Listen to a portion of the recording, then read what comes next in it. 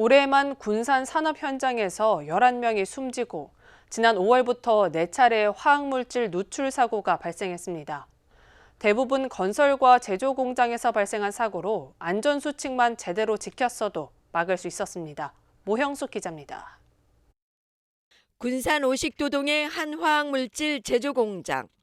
지난 19일 오후 6시쯤 황산이 누출되는 사고가 발생했습니다. 올해 군산에서 발생한 유해물질 누출은 4건. 지난 5월부터 한 달에 한 번꼴로 발생하고 있는 셈입니다.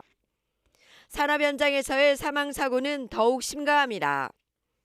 황산가스 누출 3일 전인 지난 16일에는 세아제강에서 폭발 사고가 발생해 30대 작업자가 숨졌습니다. 세아그룹에서 최근 1년 동안 산업재해로 숨진 노동자는 5명. 노동당국이 산업안전특별감독까지 나섰지만 여전히 사고는 끊이질 않고 있습니다.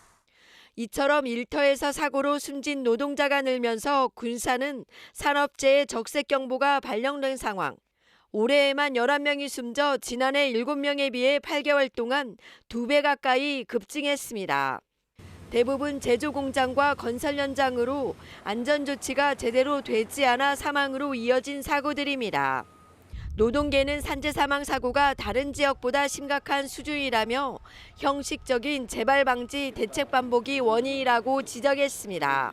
추락 사고라든가 이런 것들은 어떤 기본적인 안전 통로, 그다음에 안전 난간, 그다음에 생명줄 하지 않고 그리고 개인별로 현장에 안전 고리들 착용을 해야 되는데 그런 것들이 없으니까 밑에가 무너진다고 하더라도 사람은 작업자는 반드시 그 현장에 달라붙어 있어 매달려 있거나 그 구조가 돼야 되는데 그런 것 없이 바로 바닥으로 추락했다든지 하는 것은 너무나 황당한 거죠.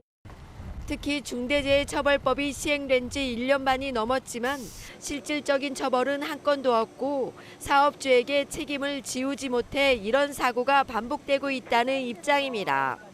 노동계는 조만간 개별 사업장과 협의를 거쳐 노동부, 군산시 등의 대책 논의를 제안할 예정입니다. 급격한 속도로 사망 노동자 숫자가 증가하고 있는 추세에 있습니다. 걱정이나 대책이 이만저만이 아니거든요. 그래서 그런 부분에 대한 지역사회 전체 역량들이 재해를 막기 위한 노력들이 절실하다고 보고 있습니다. 갈수록 늘고 있는 산재 사고, 느슨한 관리 감독이 사고를 키우고 있습니다. KCN 모형숙입니다.